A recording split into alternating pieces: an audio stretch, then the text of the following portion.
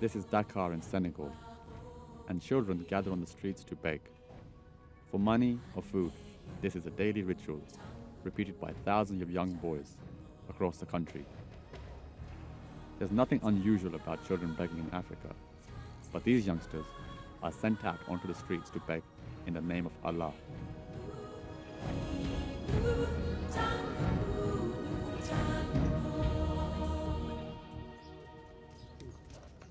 Between the ages of 5 and 7, their parents send them to the Islamic priests, or marabouts, so they can be taught the Koran. The marabouts force them to beg like this, to pay for their food and tuition.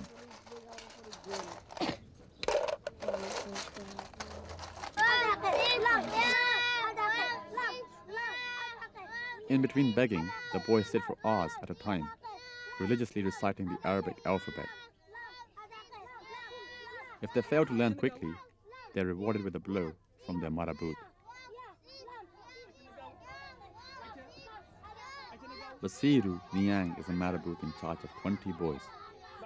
He brought them from the villages where drought and lack of food meant families could no longer look after them.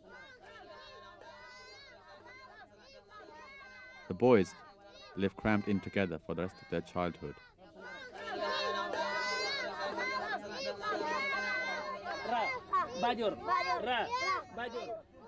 Every marabout has an assistant, which is usually his son.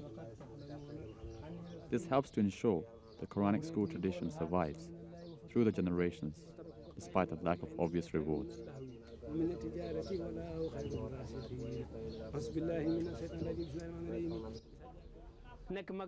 We are poor, and we don't have enough to eat. We all live together here in this room. Many of the children are sick. I have to send the young ones out to beg, otherwise it all falls apart. I need to use the whip. I don't want to hurt them, but they have to obey. In the school, a donated meal is being prepared. The boys, or talibis, as they're called, have been up since 4:30 reciting the Quran, before going to beg on the streets for their teacher. Some of these youngsters will themselves become marabouts, but the rest will struggle to survive, as the Quran is all they know.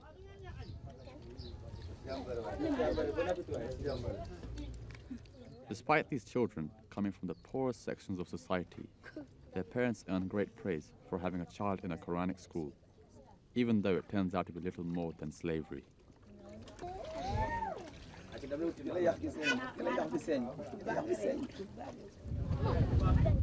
Even the smallest children spend most of the day begging. Often, they are the most likely to receive in a society obliged by Islam to give charity. In the villages, it's household tasks rather than begging, which forms a day's workfare for the marabout students. And before breakfast, they spend 3 hours sitting in the same position, bent over their Quranic text, chanting the words like a mantra.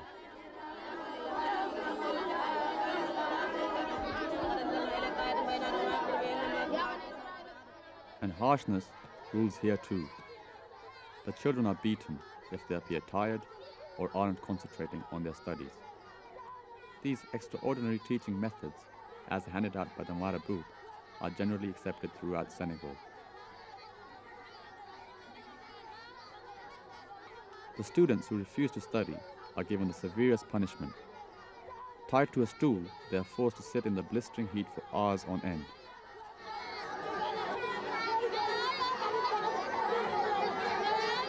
Apart from the Quran, the children learn nothing but brutality.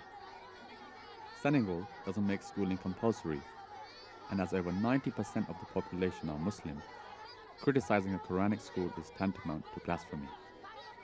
Muslims consider obedience to the marabout akin to their reverence for Allah. The Quranic school is one of the pillars of Islam. Many people want to earn money through a Quranic school because times are bad and they want to solve their own problems. The government should help, but the beatings are part of it. It's part of bringing up children. One man who will never forget his time in the Koranic school is the Senegalese painter Omar Dion. His eldest brother put him in a school after the death of their father. The 49-year-old now paints to forget his time there. He says the children are exposed to all kinds of abuses, bullying and violence. Quranic schools are not open to debate. They're part of the belief system, and we must simply accept them. If you question them, you're considered crazy. You're shunned by society and your whole family are ignored. It's senseless to protest.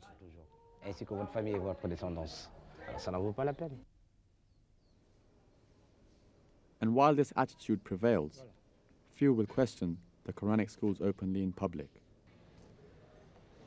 Not even the UN's children's agency, UNICEF, who privately voiced concerns about the treatment of children in Quranic schools. The children are traumatized if they grow up without their families, particularly if they are 4 or 5 years old. It's inhuman. For them, it's very important to be taken back to their own families.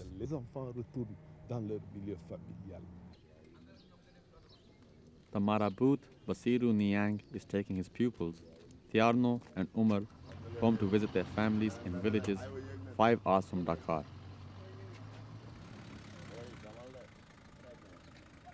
It's an opportunity to find out what could have driven their families to send them to a Quranic school.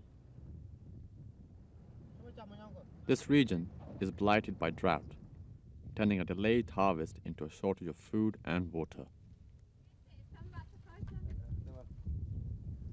The Marabout himself left just such a village for the city because of these conditions. This is Umar's family home, but he hasn't been here for 2 years. After his father died, his mother abandoned him. Umar was looked after by the rest of his family before being sent to the Quranic school. In front of them, he is now asked to prove how well he's learned the Quran.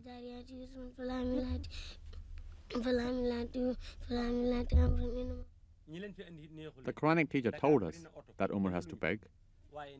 That hurts us.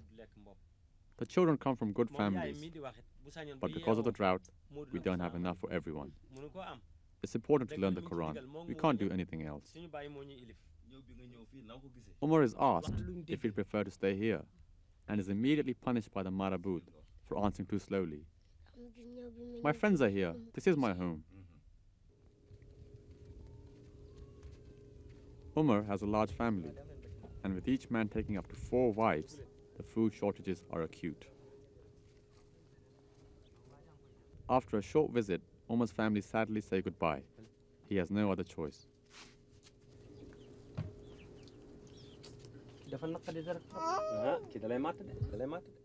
Senegalese Muslims are followers of the Sufi Brotherhood, an Islamic sect which follows the strictest codes. Nowhere in Islam is the unconditional submission of the pupils to the Marabout stronger than here.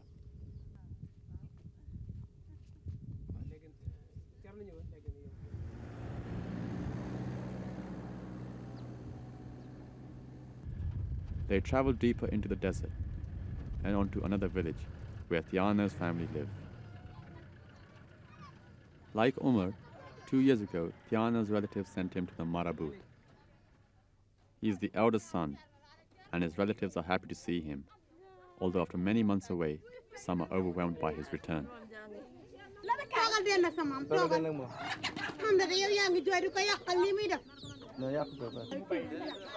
Despite the distress of separation, they realize it's his destiny to study at the Quranic school.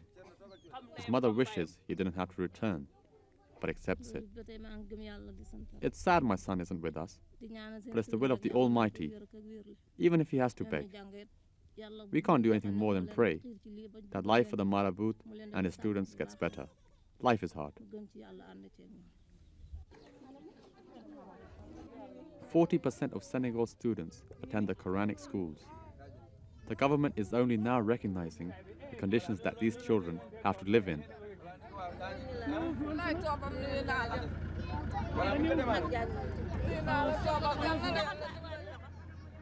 It seems an unemotive parting when they don't know how many years it will be before they'll next see each other.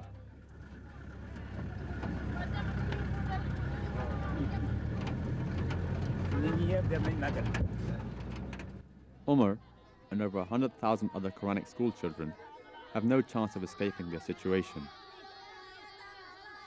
The night fires are testimony to the harshness of regimes, where enforced studies at night allow more time in the day for begging.